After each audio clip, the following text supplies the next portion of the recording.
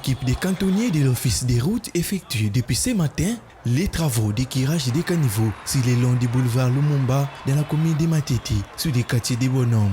Ces travaux, tels qu'effectués, s'emploient à apporter un soulagement à la population de cette entité. L'un des chefs d'équipe interrogé à ces propos a indiqué que les projets concernent l'équirage de l'ensemble des réseaux, des ouvrages d'assainissement, des caniveaux de la ville de Kinshasa. À cet endroit, l'équipe se démène pour éviter les dégâts de la chaussée et permettre la bonne circulation des eaux des avenues qui viennent souvent stagner sur cette place.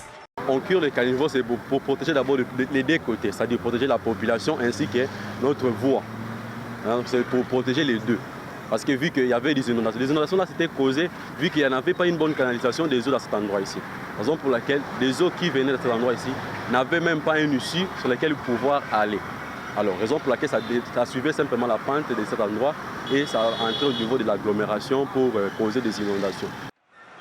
Débutés depuis le 6 septembre, ces travaux prendront fin le 22 du même mois. Ces agents attendent relancer les passages des eaux avant l'arrivée de la première pluie et prévenir les inondations.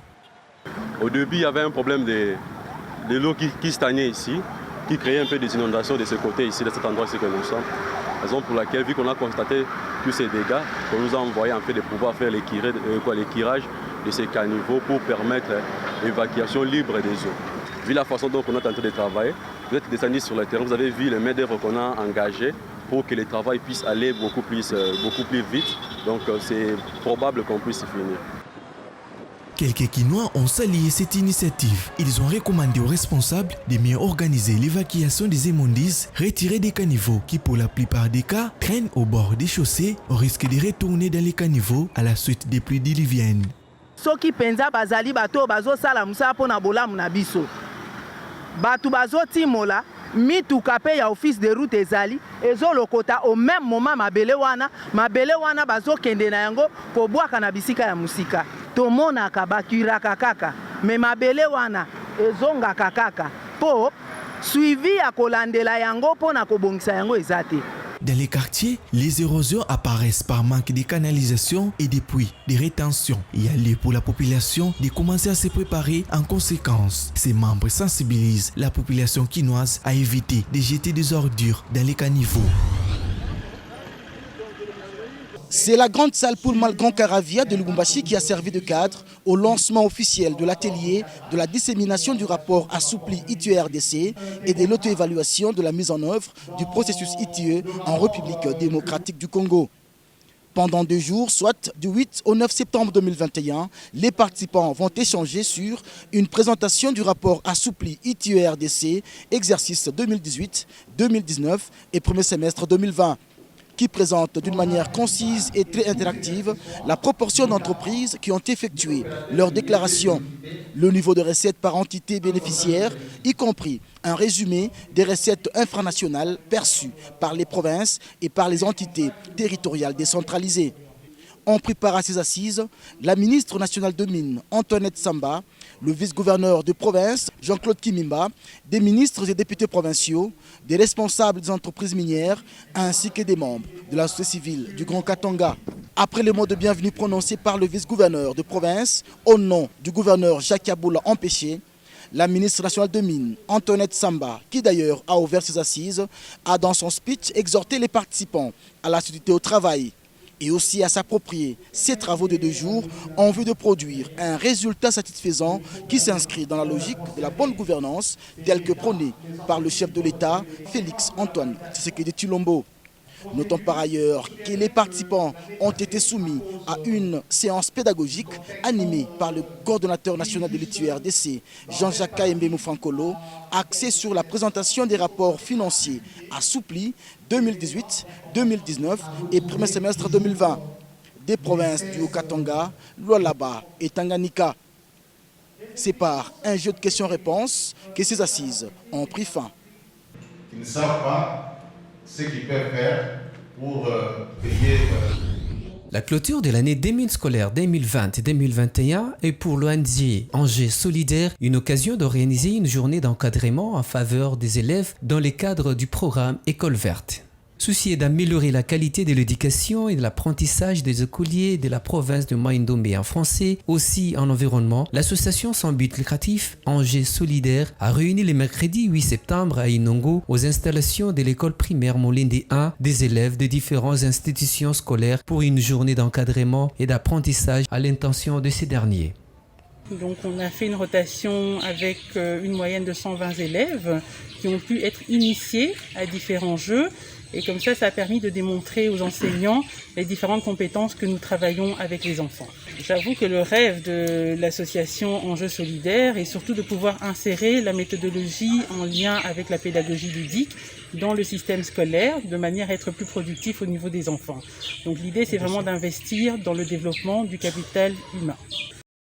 Pour la vice-présidente de cette organisation non gouvernementale, la présence de cette structure sans but lucratif vise à lutter contre l'inefficacité d'apprentissage des écoliers durant leur parcours scolaire. Cette dernière a renseigné qu'elles ont formé des équipes pour faire ce travail dans différents établissements scolaires, en commençant par Kinshasa, la capitale. Après l'initiation, et sera étendu dans plusieurs écoles de la province dès le début de la rentrée scolaire prochaine. On voudrait bien avoir un appui au niveau de la logistique pour nous permettre justement de pérenniser le travail que nous réalisons sur le terrain parce qu'on ne va pas se leurrer. La seule bonne volonté ne suffira pas. Il faut aussi la volonté au niveau institutionnel. Pour rappel, cette ONG est déjà installée depuis 2019 à Kinshasa et vient d'être opérationnelle dans la province de Mai-Ndombe. La restauration de la fertilité du sol dans les plateaux des Bateke passe également par Kimpeti, un village du groupe Mangouma dans la commune urbano-rurale de Maluku. Pour ce faire, l'association Kimpeti Unis pour la défense de l'environnement, par le biais de son représentant Samin Koulou, a fait savoir le souci qui les anime à chercher comment développer à tout prix cet espace qui a connu une forte pression. Occasion pour ces derniers d'évoquer comment plus de 7000 habitants de ces villages, essentiellement agriculteurs, souffrent de la malnutrition et de l'infertilité du sol dans leurs champs. Na biso na village awa tozalaki na problème moko sérieux. Problème sérieux toza na village oyo soko tali bien eza na population kama makasi, population élevée plus de 5000 mata toza ebele makasi na kata mboka oyo. Mais il se fait que toza na ressource moko toza nango awa plus ezali bilanga. Alors toza na terrain moko eza surexploité. Bato travaille en makasi, bato travaille makasi même espace et sali que olinga komona tanzete presque ezala souté tanzete moko. Or tant village ezala liboso ezala na ngambo na mosusu so botali kuna ezala forêt mais lelo soki mutaye aoyeba te ke na village au forêt ezalaka. Donc il y a plus rien forêt ezate et comme kaka esobe.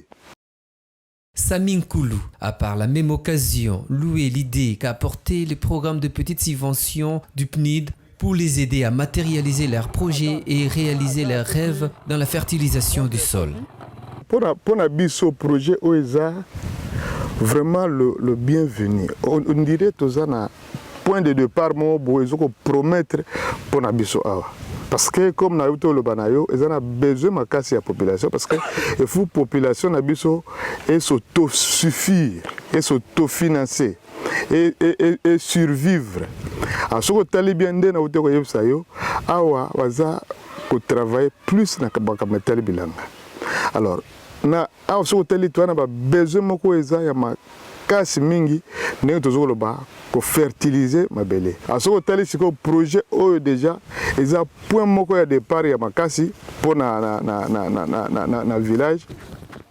Rappelons que ces programmes à impact visible touchent plus de 50 ménages et ont réalisé plus de 55 hectares d'arbres plantés, notamment des acacias, arbres à croissance rapide.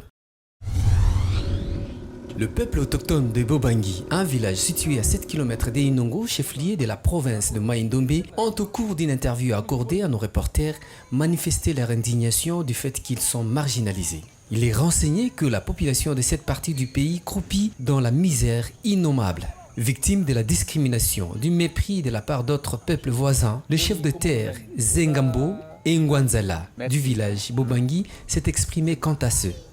eloko etika na biso bobele misala na bino efungama na biso ke to développer to longwa na boum bino bozali ba papa boye kolongola biso na boloko papa tozali kolela botala ndenge libanda ya Bobangi ezali tozali komimona te tovali na nganda soki makambo ezali kosalema na kati ya Bobangi mbelo komona libanda ezali boye te mbele tovani na kati ya ba avenir yango wana makambo nyonso tokokende mingi te bobele bobongisa biso bandeko bamona biso ya mokili ka batu bazali awa.